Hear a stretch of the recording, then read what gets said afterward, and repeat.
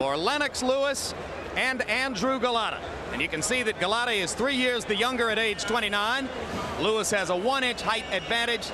They both weighed in at 244 pounds. Quite a coincidence, and causing many observers to say, gee, when's the last time in a big heavyweight championship fight that the two fighters both weighed in at the same weight? And you have to go all the way back to June 28 of this year, when both Mike Tyson and Evander Holyfield weighed 218 pounds in Las Vegas. Reach a 2-inch advantage for Golota, who has, by acclamation, the better jab. Punch that numbers, Larry. Here you see the average number of punches they throw. Golota is more of an action fighter than Lewis has been in the past, although Lewis promises to take the fight to Golota tonight. And you've heard of lies, damn lies, and statistics. Well, here's an example, because Lewis doesn't throw the kind of jab that Golota does. Golota has a jolting jab, perhaps the best jab we've seen in the heavyweight division since Larry Holmes. Lewis generally paws with his jab. Rules of the bout with our ringside judge, Harold Letterman. The Lennox Lewis Andrew Golota fight is scheduled for 12 rounds. There is no standing 8 count, no 3 knockdown rule. Only the referee can stop the fight, and you cannot be saved by the bell in any round, including the 12th and final round. Jim. And before a crowd of 15,500, largest ever to witness a Lennox Lewis title defense in the USA, here comes Golota. Move your guy. I can't see the fighter. I can't see the fighter. Golota has been put under the microscope because of his dirty tactics, like a virus. And to his credit, he's handled it pretty well, with patience, some grace, and some humor. 293 days without fighting. He was scheduled to fight Ray Mercer earlier this year. The fight was postponed, first because of a back injury to Golota, and then eventually canceled because of a neck injury to Mercer. So it's not because of Golota's desire or chosen path that he's been out of the ring for nearly 300 days.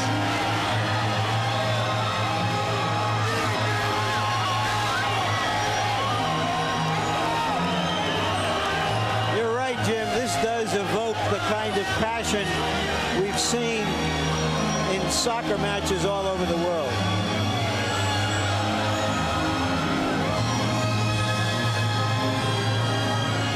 And it's kind of an amazing really, that here in America, 2 foreign heavyweights have filled an arena like this and have created the stir that they have. Reminder that all of sport is turning international.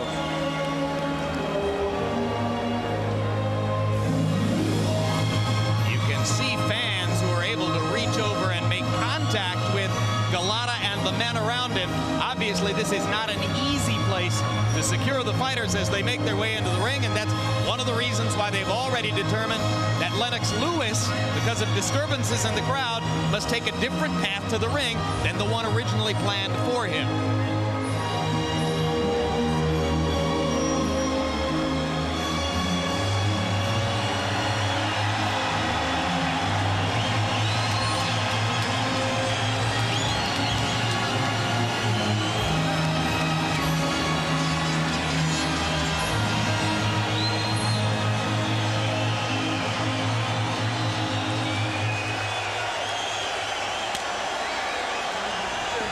Record for Andrew Golota, 28 consecutive wins prior to his 2 disqualification losses against Riddick Bowe, 25 KOs. This is his first appearance in a heavyweight title fight. You think he's going to hit below a championship belt now?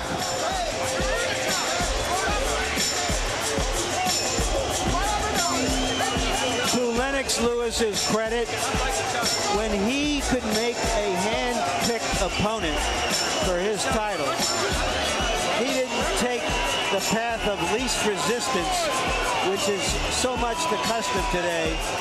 he took the path of most resistance in Andrew Golota. And there is havoc around the Lewis entourage as they try to make their way in. Red and white Polish flag dipping right down in front of the fighter. Lewis may feel as though he's playing an away game here.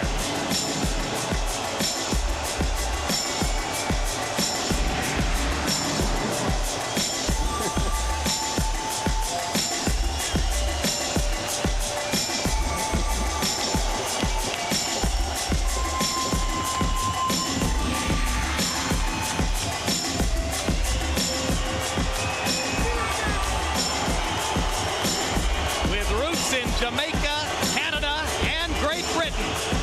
Lennox Lewis enters the ring in America and apparently in sensational shape. The record for Lewis, 31 wins, second round knockout at the hands of Oliver McCall. Very quick stoppage. He was on his feet before the count was concluded, and you saw the knockout numbers. Let's go to Michael Buffer for the official introductions. Ladies and gentlemen, good evening and welcome to the main event, brought to you by Main Events and your undisputed, undefeated king of beers, Budweiser. This Bud's for you, along with Panics Promotions and Ziggy Promotions. This bout is sanctioned by the New Jersey State Athletic Control Board, Boxing Commissioner Larry Hazard Sr., Chairman Jerry Gormley, Board members Gary Shaw and Stephen Katz, Deputy Commissioner John Greco, Chief Inspector at ringside Sylvester Kyler, the physicians in attendance at ringside Dr. Richard Snepper, Dr. Howard Taylor, Dr. Kenneth Remsen, Dr. Eric Wormser, and Dr. Earl Shaw. The timekeeper at the bell is Arthur Spell, and counting for the knockdown seconds, your alternate referee, Eddie Cotton. This bout is also sanctioned by the World Boxing Council President Jose Suleiman, WBC Supervisor at ringside John Kofi. The three judges scoring this bout on a 10-point must system will be Marty Denkin, Chuck Hassett, and Barbara Perez. And when the bell rings, working for the 97th time in a world title bout, referee Joe Cortez. And now, ladies and gentlemen, for the thousands in attendance and the millions watching around the world, from the boardwalk home of champions, Caesars, Atlantic City, let's get ready to rumble!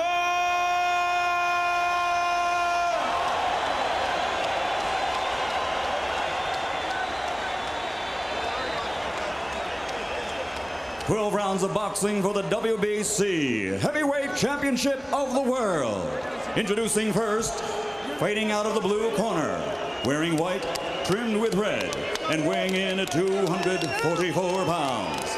In his professional career, he has registered 25 knockouts in his 28 victories, and he has suffered 2 losses by disqualification. Ladies and gentlemen, by way of the Windy City, Chicago, a native son of Warsaw, Poland, here is the pride of Poland. Introducing the challenger, Andrew Golota.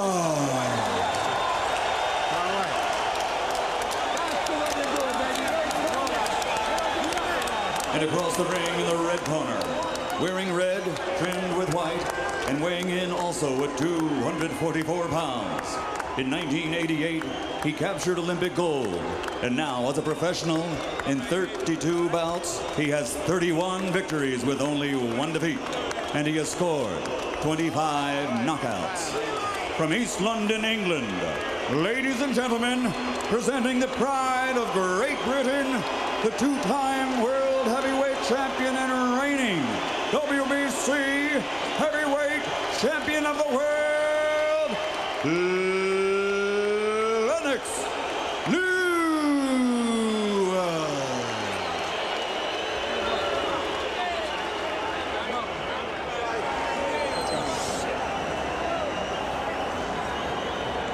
All right, gentlemen, We went over the rules in the dressing room. I want good sportsmanlike conduct.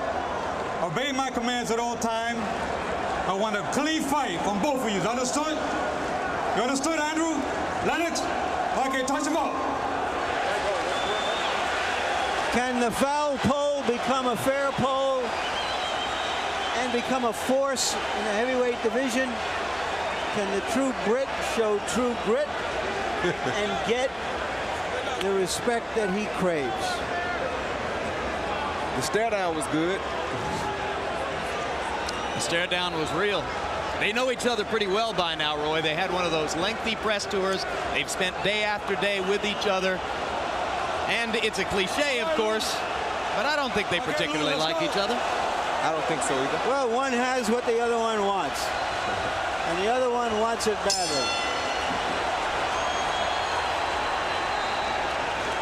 Who will land the first heavy punch between these two power punchers? Lewis starting off with a jab. Emanuel Stewart claiming his fighter's jab is quicker and better than ever before.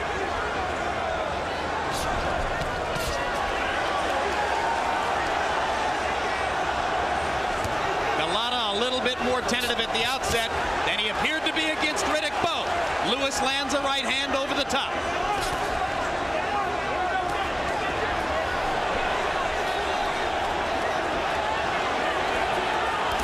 Lewis stands in the corner and Golota lets him stand. Step back. Step back. Let's go. And they spin back out into center ring. Right hand over the top by Lewis. Golota momentarily stunned. Left hook by Lewis. Golota goes down. Only the second time in his career that Andrew Golota has been down, and he is extremely wobbly as he gets up. Lennox Lewis has a tremendous opportunity for a first-round knockout here. All right. All right, hold on. Let's go. Yeah, I don't think Golota's ready. This is over. This fight is over. The referee should stop it already. Cortez gave Golota a lot of time, but he has absolutely nothing as Lewis pounds him to the canvas again. He won't make That's it. That's all it. over. All Tremendous statement by Lennox Lewis. over. A big statement. A tremendous statement.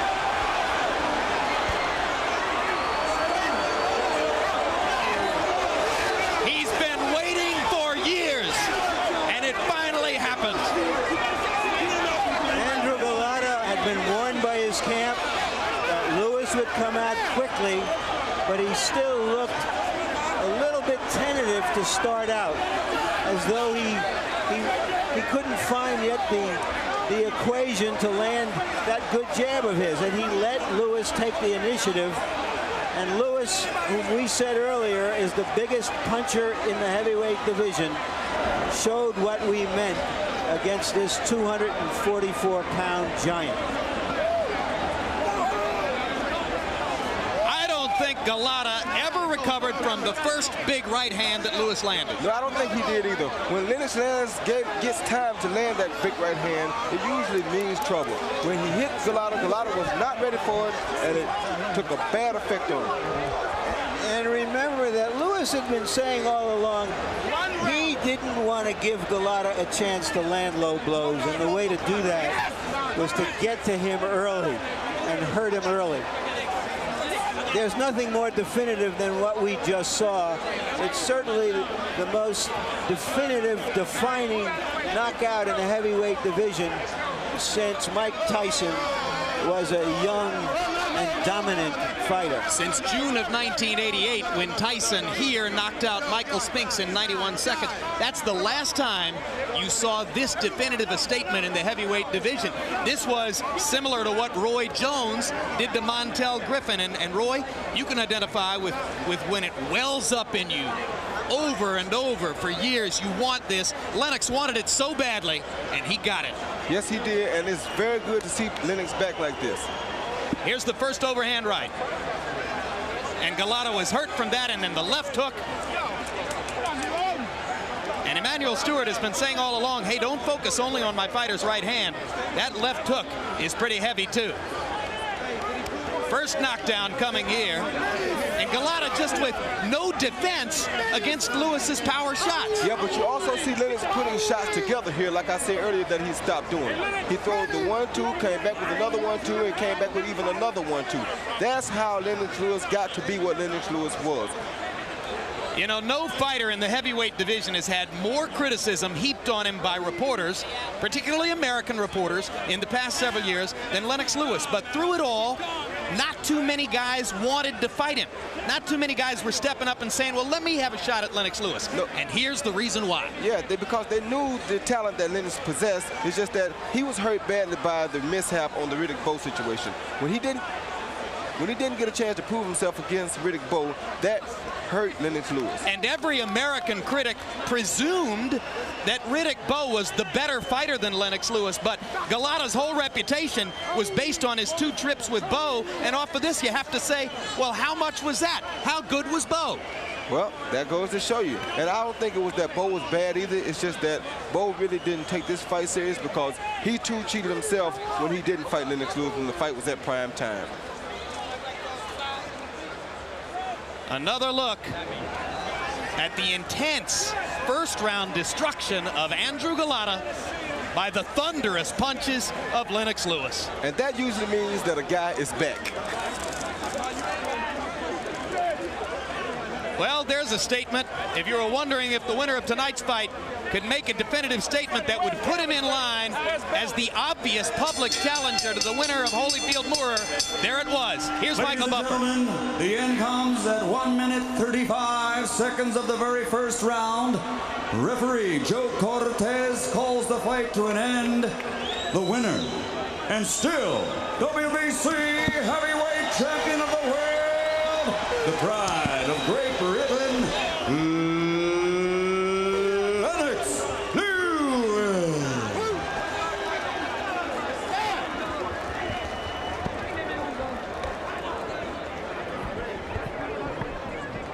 It was the 6th quickest knockout ever in a heavyweight title fight. It was everything Lennox Lewis might have dreamed it could be and more. It was total destruction Don't forget, ladies and of gentlemen, Golota December 6th, and his right mystique. here in Atlantic City by way of Caesars. And here's another look at the full first round in real speed.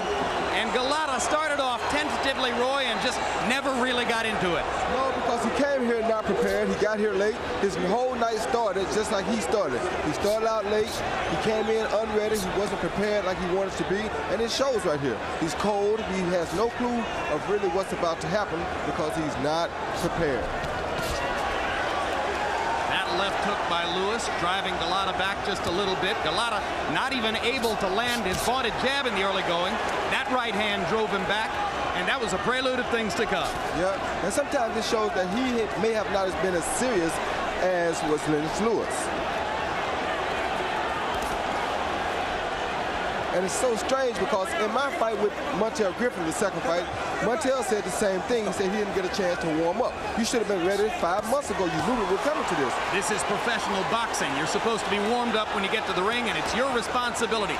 That excuse won't work for what happened to Golota tonight. What happened to Golota tonight was legitimate Lennox Lewis thunder, and it showed on Andrew's face right there. Yes, it did. Yes, it did.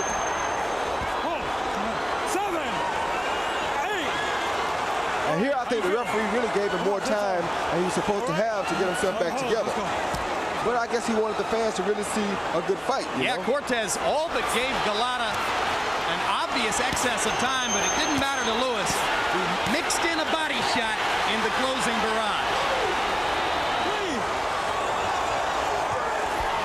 In my opinion, I think Lennox Lewis is back. So for the first time since Halloween night against Razor Ruddock 5 years ago in London, Lennox Lewis could celebrate an unequivocal, rousing victory over a fighter that many had picked to defeat him in this fight. In the days leading up to the bout, Lewis's trainer Emmanuel Stewart had insisted to us that the big power puncher was getting more accurate with his right and left hand power shots, and the final punch stat numbers bore Stewart out. Lewis, 30 of 36 punches in that first round, 21 of 24 on power shots. Golota, who never really got going, attempted 10 punches and landed only 2. And after the fight in the ring, Larry Merchant spoke to both winner and loser. How do you feel after finally making such a dramatic statement, that the kind of statement that people want to see in a heavyweight champion? Well, basically, I just wanted to go out there and make my statement to the world, because I want to prove that I'm the best heavyweight on the planet, and I want to consolidate all the belts together and keep them for myself.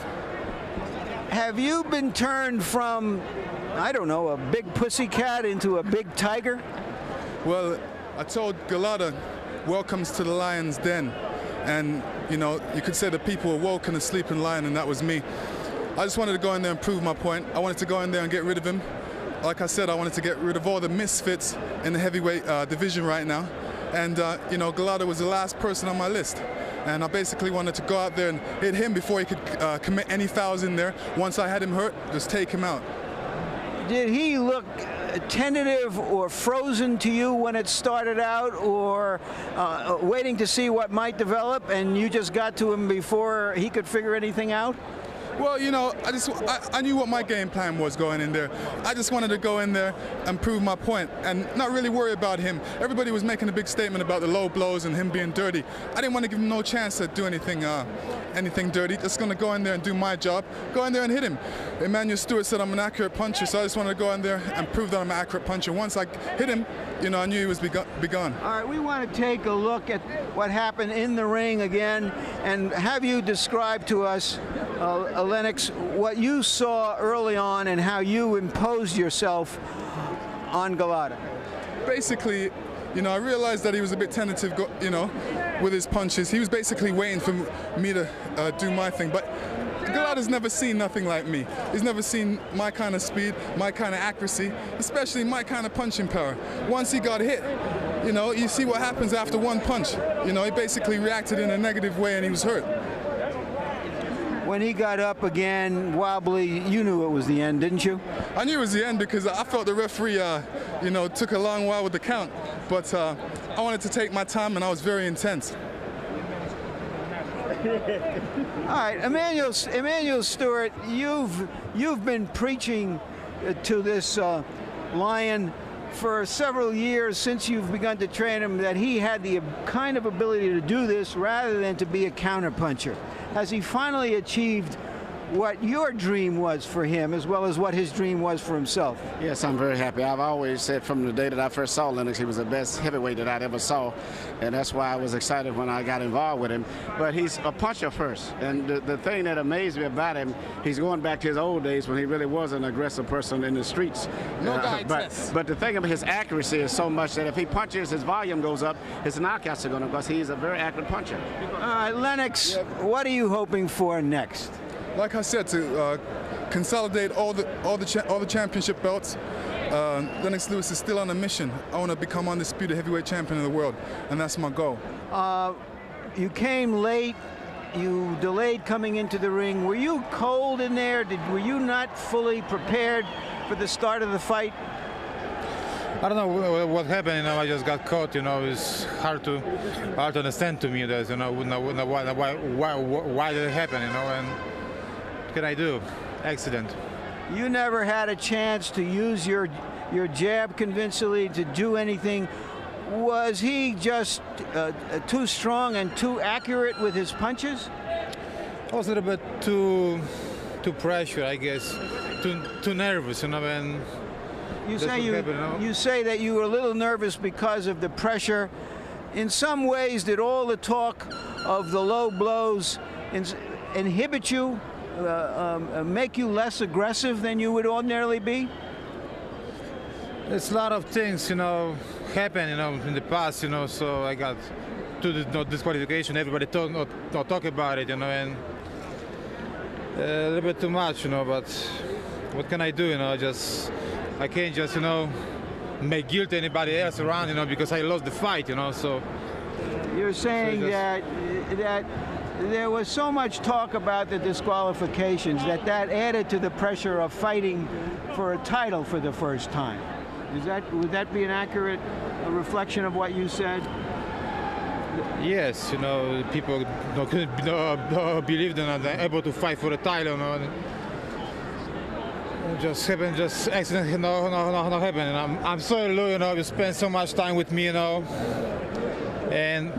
you, Roger, thank you, thank you, both of you, for a great. We'll be back. You'll be back. Great training, and great back. time. You'll be back.